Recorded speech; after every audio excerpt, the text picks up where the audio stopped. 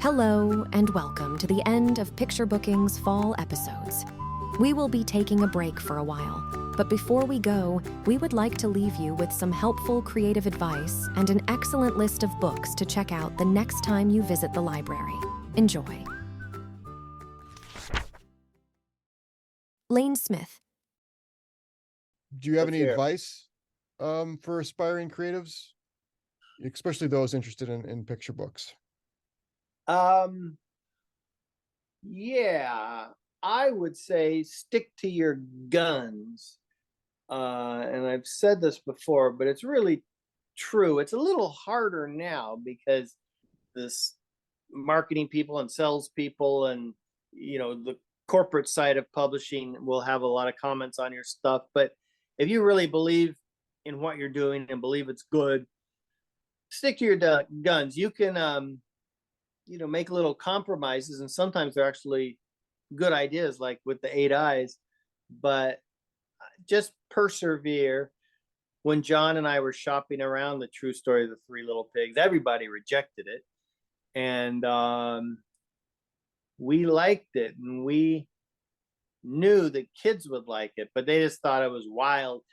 Today it wouldn't be wild at all, but back then it was a satirical kids book, and it freaked a lot of people out. And the artwork was a little dark. I was painting in oil paintings and with long shadows, and it took a long time to get that thing published. But so I just say, if you believe in yourself, keep doing what you're doing, and even if you get rejected, just stick with it. Awesome, man. All right, last question is some books. Do you have any books for us? Any picture books that you love? Well, one of my best friends is Bob Shea, and I love his last book, Shea Bob. And in fact, I dedicated Stickler to Bob and his wife, Colleen.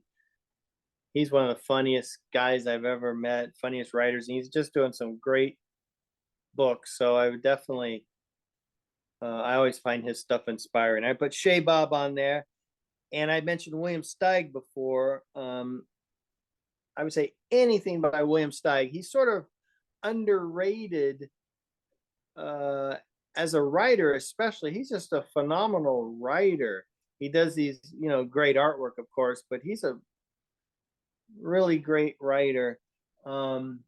And then a book just came out. I don't know if you've seen it yet, but John Clausen's new book, The Skull. I've seen. Yeah, it's he's in another arena. I think it's one of the best books to come out in the last 10 years. He's just so good. And I just saw that, and he didn't miss a beat, just miss a trick. He did everything right. The type, the font, the colors, the compositions, the text. It's just he's just working in a whole nother area. It's like I'm like Woody Guthrie, just playing my old tunes, and then suddenly he comes around. He's like Bob Dylan. Who's this guy? But I love that book. And right now in my office, behind me, I have all my favorites. I have Allison Martin Provenson. I have all their books, and Sendak have all his books, and Edward Gorey, and Kate DiCamillo, and I've just got.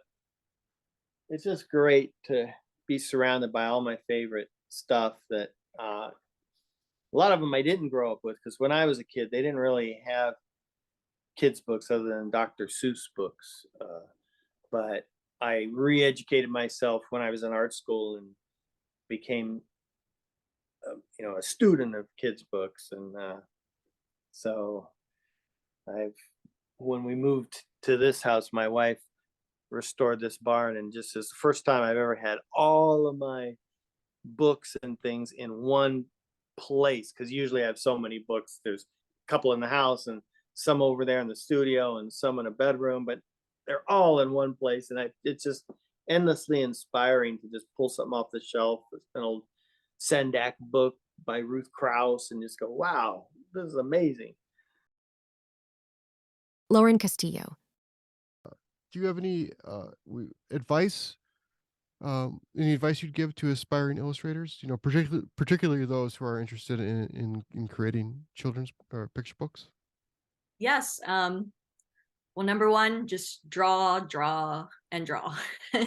Draw as much as you can. I do visit schools quite a bit, and like I had mentioned, and what I always tell young students and older students if I visit colleges is to carry a sketchbook with you wherever you go.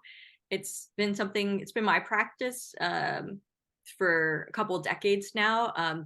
I always take what I call a travel journal with me, because my thought is that you never know when you're going to be inspired, and being able to collect those things that inspire you, draw them in your sketchbook, collect ideas for stories, that you may create a book about later on. I think draw the things that you're really passionate about, because those are going to be the things that you're passionate about are going to result in your most authentic and best work, I believe. So yeah, create those things that you want to, on the subject of what you want to be making books about, and just keep going, keep at it, and you'll find a story. Maybe a manuscript will be presented to you one day, or you will write your own manuscript that will then be picked up one day. And yeah, I would say just keep drawing. So, my final question is picture books. What are you reading right now? What do you recommend? What's been inspiring when you pick up a new picture book? You got any new picture books that are out there that are amazing that we should check out? Yeah, I love this question. I spend a lot of time at the library in the children's book section, and I finally picked up this year's Caldecott Medal, Hot Dog by Doug Salati, and I can see why it was awarded the Caldecott Medal. It is a beautiful book about this dog and his owner's time, first in the city and then out spending a day at the beach, and just like a very simple story, but illustrated so beautifully, and it's right up my alley in terms of the type of illustration that I gravitate towards. Another book that an author that I've worked with in the past, Amy Hest, she's come out with a new picture book, and it's called Sometimes It's Nice to Be Alone. And it is illustrated by Philip Stead. And this is a beautiful book too. It's kind of funny as well. It's like, sometimes it's nice to be alone, just like you eating your cookie alone, but what if a friend pops in? And so it's sort of like thoughts and questions on each page, and sort of this little girl's imagination comes to life by the end of the story. And again, Philip Stead's one of my favorite illustrators, and it's just Amy always writes such beautiful poetic texts. So I recommend this one, Sometimes It's Nice to Be Alone. And another book that came out a couple years ago, or maybe it was last year, that I've recently seen is called Wonder Walkers. And this is also kind of quiet story about siblings. Basically, it's collage illustration, and it's just stunning. But it's about kind of exploring your neighborhood, or exploring the area around you. And just these children's kind of thoughts and questions about what they're seeing. And it's like a wonder walk, it's called. So like a nature walk, as you will. So yeah, beautiful, beautiful book. I'm always looking for new beautiful books that I haven't heard of before. This one I had heard of, because I think this one actually won a Caldecott honor too, a couple of years ago maybe, but I hadn't seen it yet. So So yeah, those are a few. And I also, one that's not a picture book, but a middle grade novel that I think was a beautiful story, was called Hummingbird by Natalie Lloyd. And this book it's just gorgeously written, and it's about a little girl named Olive who's been homeschooled her whole life because she has a brittle bone disease. And she convinces her parents to let her go and be in the public school. And once she goes to the public school, like some magical things start to happen. So it's a bit of like magic and fantasy. And I highly recommend it. It's a really great read. Elizabeth Partridge and Lauren Tamaki. Elizabeth, I guess I'll start with you. Do you have any advice for creatives that are looking into children's literature? Yes. Okay. My advice is pay attention. Yeah. Like, don't just like write something and randomly try to send it out to any kind of editor or any agent that you can think of. Start paying attention. You can do this through social media, which is so awesome. Like sign up for every place you can get on to hearing what an agency is publishing. There's plenty of editors who put stuff online. Just start paying attention and, don't get too caught up in your own process without paying attention to the outside part of what's going on, because that is going to focus you. And just keep at it. It's frustrating at first because, it's so, like I said, ideas are easy. The world is full of wonderful ideas that will want to jump out of your hands. But you gotta just keep at it and keep getting your craft to be stronger and stronger.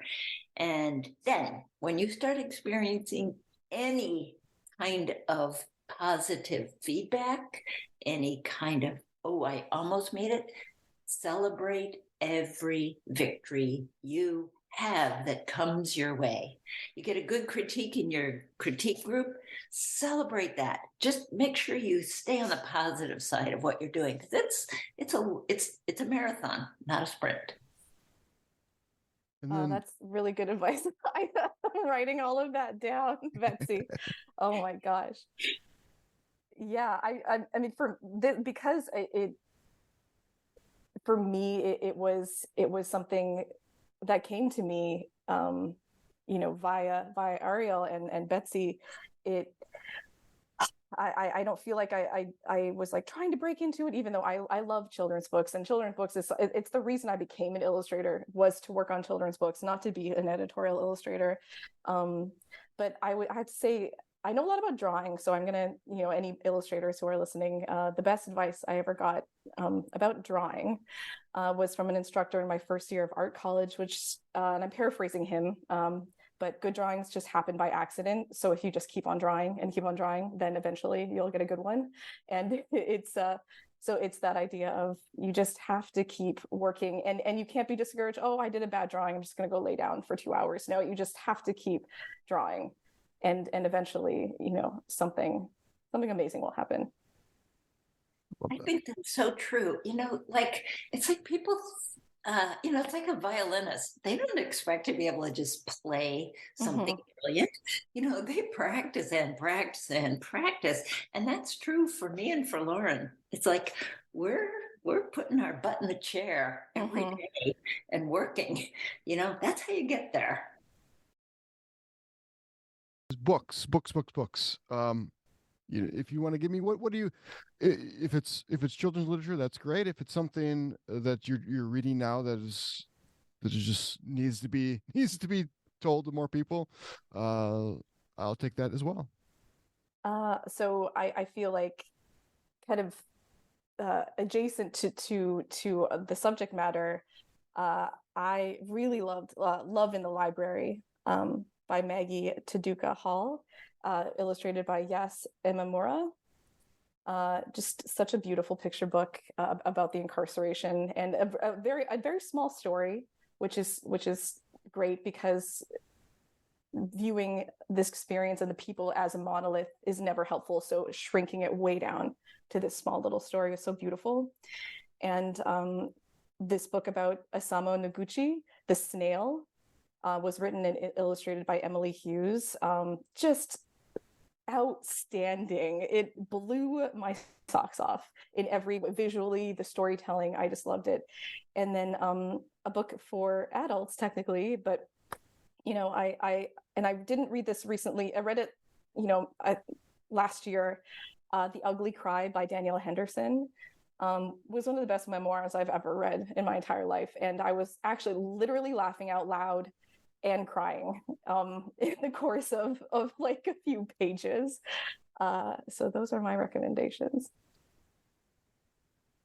Oh, those are great. Yeah, both of those picture books are just so amazing. Yeah. It's like, they're just, you fall right into them. I have one more book about the incarceration, actually, that's for adults. It's called Redress: The Inside Story of the Successful Campaign for Japanese American Reparations by John Takashi.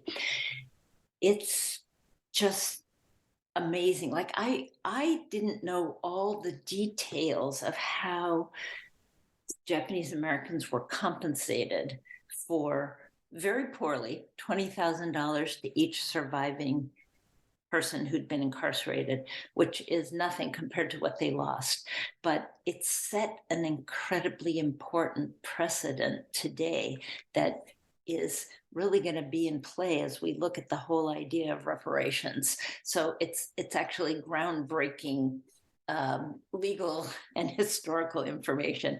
And for anybody who's a total nerd, this is really a great book to read. And besides that, I've actually been way up in oral interviews lately. So that's my one recommendation right now. Jacob Grant. Now, when I was starting out, considering the idea of making a picture book, I was fortunate enough to speak with Lauren Long, a prolific author, illustrator. And he was kind enough to tell me about an organization called SCBWI. And most likely, if you're listening to this podcast, you probably realize that that is the Society for Children's Book Writers and Illustrators. Now, he told me about how valuable their resources are for anyone interested in making picture books, but also how inspiring their conferences can be. And so that small suggestion made all the difference in my path to publication. And it remains like the best way that I know of to learn the ropes of children's publishing. Did you attend lots of conferences, or just one or two that really like inspired you? Or you still go? When I started out, I was going to kind of everything I could find. This is pre-publication. I was just going to the local Illinois, Chicago area meetups. And then I really wanted to attend the New York conference. And I think I kind of held off on that for a couple of years. And then finally made the trip and committed to it. And the New York conference was really something because you have agents and editors just walking around. You have all these other people who are excited about making children's books. And it showed me sort of how high the bar needed to be for any sort of book that I wanted to make. Because I remember coming home from that and just starting over and writing the best to the best of my ability. And it changed everything. That's awesome. That's awesome, man. So last question is, do you have any books you'd recommend? Oh, always. We have a constant flow of books we get from the library. And some of our latest favorites, and one that I have sitting over here next to me right now it's called This Is Not My Home. It's by Eugenia Yo and Vivian Chang. And this is the story of a little girl who lives in the United States with her family, but then it moves to Taiwan with her mother, and her experience of being in a new place and just rejecting it. Not like, this isn't my home. Like, what? This isn't my food. And so the story covers her sort of warming up to this new place and finding that it can be her home. And it's just beautiful. The art is incredible. The story is simple and succinct and just really, really well done. So yeah, that's up there with my favorites of the moment. Another one would be, it's called Madani's Best Game by Fran Pintadera and Raquel Catalina. And also just a very good book about a little boy who he's like the best soccer player around in his neighborhood. He plays with no shoes, and he's still the best soccer player around. And the reason he plays with no shoes is because he is from a lower economic standing, and he is willing to just kind of give up anything and everything to help his mom, just so she'll be able to come to his soccer games, because normally she has to work like every day, all day. And it's a beautiful story. Really great illustrations. I'm also a big soccer fan, so that helps. I could go on and on. You have one more? I should give people a stopping point. Let's do 3. You have one more for me? Book 3. And this is a book called My Parents Won't Stop Talking. It's by Emma Hunsinger and Tilly Walden. And I don't know if you've seen this book, but it has really the same kind of energy as Pablo in No Fair or No Pants. It's just about a little girl, and she's trying to like get out the door with her parents, and the parents just start talking to the neighbors, and they're just talking about anything and everything, and the little girl is just losing her marbles, just like, why won't they stop talking? And it gets really just like fantastic and crazy, and it's just a super fun book. That sounds awesome. That sounds like a book for me. You're from Chicago area. I don't know if in Wisconsin we have the Wisconsin Goodbye. I think that's what it's called. Yeah. Where like it drives me crazy. But you go over to my parents' house or Melissa, my wife's parents' house, or even my sister. She'll do this too. We're like, all right, we're ready to leave, and then the conversations just keep going, and then you like walk over to the door, and the conversations keep going. They will literally follow you out to your car, and new topics, new discussion points. It's gonna be 45 minutes, people, to leave. When you say I'm ready to leave, you've got a good half hour to 45 minutes left before you're in the car leaving. It is something. It is something. I think it is. It's a very Midwest thing, because again, I live in the Chicago area now, but I grew up in Ohio. My wife grew up in Kentucky, and all cases, it takes forever to leave anywhere. Yeah, I mean, it's like you gotta make sure you say goodbye to everybody individually, and again, the talk continues. I feel your pain. So, yes, I know. We're like, every time it's like, what bedtime. You know what bedtime is, and then you're like, okay, we'll leave here at this time. And but we say that, and then no, there's just no way. It just doesn't happen. It never happens. We're always late. Oh yeah. Well, these books, I haven't seen any of these, so I'm super excited to go check this out. So thank you for recommending these. Happy to. Again, like, we love books around here, so I'm always trying to pick up whatever's new. Carol Weatherford. You published over 70 books for children and young adults. So how has your writing evolved over the years? And what advice would you have for aspiring authors just starting? All right, I do a workshop, and I think it may be the most valuable workshop that I facilitate, and it's about premise. Know your premise, if possible, before you begin to write, because it will guide you through the manuscript. So that's one thing. Be patient with yourself. Don't rush to publication, even though self-publishing is an option. But don't rush your work out before it's ready. Be patient and persist. Don't give up.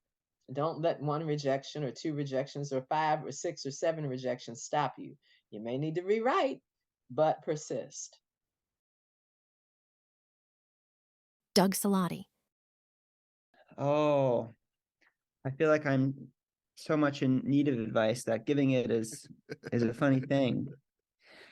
I think it's so easy now, especially now, to compare what you're doing to what your friends, colleagues, people you don't know, that are out there in the world that you see on the internet, to compare to what they're doing. And I guess, what I try to tell myself is to try to just appreciate it, right? And love it, because there's obviously something you are drawn to about it. But remember that that's what they do and what only they can do. And in the end, you draw the way you draw, you tell the stories you want to tell, and that's a good thing. And it doesn't diminish your work at all. And the idea of really thinking about the stories, the pictures that you want to make, and how you want to make them, and if you like what you're doing, and if you don't like how you're drawing, then that's a great thing to focus on. How do you make pictures that you really love yourself? Because if you love it, right, I think somebody else is gonna love it. Yeah. And how far of a reach that is really none of your concern. I think just that idea of it takes so much. It takes so much to make a book, to make a story. It takes so much of yourself, and sometimes there's a place for really taking in a lot of information. And I would say looking past, if you're a picture book illustrator, maybe looking past picture books as well. I think one of the things I really look to Maurice Sendak for is that he seemed to have this insatiable drive for taking in and scholarship, almost, for taking in other art forms, whether it was music, opera, right? He had all of these different interests that fed his drawing and his storytelling. And I think that's such a great reminder to all of us that you've got to live your life and experience things, maybe outside of your immediate art form, and see how it all filters through. Yeah, I love that. And then, yeah,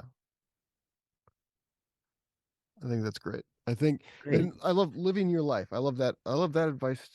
I'm just thinking, like your story, which all the little pieces and parts you talked about, and aren't you sitting at a desk thinking of stories? They're you living your life, and then coming back to it and thinking that moment there where that business guy and that dog, that was a moment that that's there's something there. The moment Yeah. on the beach and seeing the dog there, and living your life, and then I mean, that's what art is, right? It's like it's us looking at the world and reflecting back what we see, right? And trying to explain, like, geez, I'm sitting on this rock hurtling through space. Here's my experience. Does anybody else see what I'm seeing here? Yeah. I love Yeah, it. exactly. That's I think really paying attention to what draws your attention, right? I think you can't deny that that's a useful thing. All right, books. What do you got for me? What do you think? Books. My partner Matthew and I, we were just talking about Kate DiCamillo last night, and how incredible she is and what an amazing writer and speaker she is and storyteller. And I just read Flora and Ulysses somewhat recently. And if you haven't read that, I would definitely pick that up.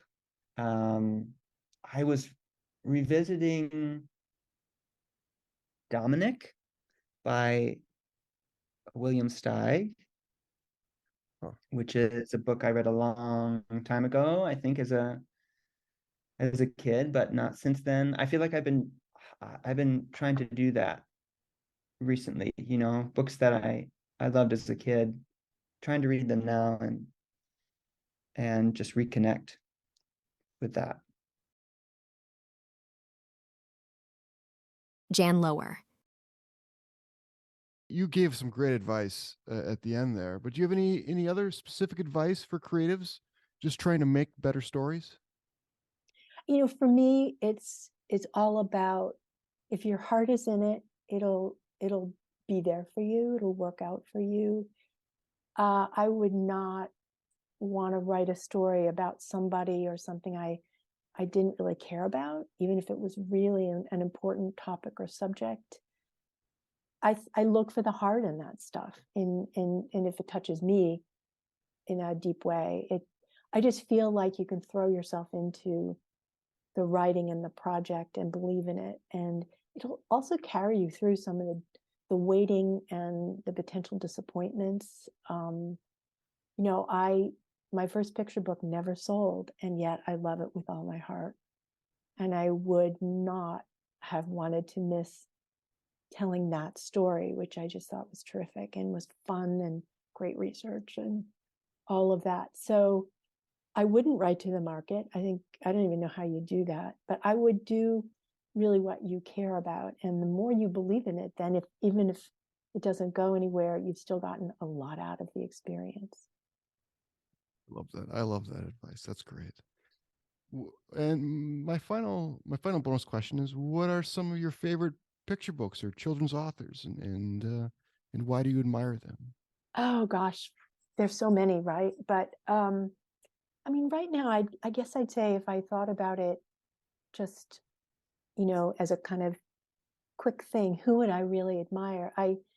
I love the work of the late Ashley Bryan, who is an African-American illustrator and writer. And he has two picture books, which are really quite long picture books, and they really are for middle graders, and even, older middle grade. And they're called Freedom Over Me, which is a story of slaves that lived in, I'm forgetting, I think upper New York State or Massachusetts. He lived in Massachusetts. And also Infinite Hope, which is the story of his life during the Second World War and what it was like to serve as an African-American soldier. He was also the most warm, generous, wonderful, inspiring man.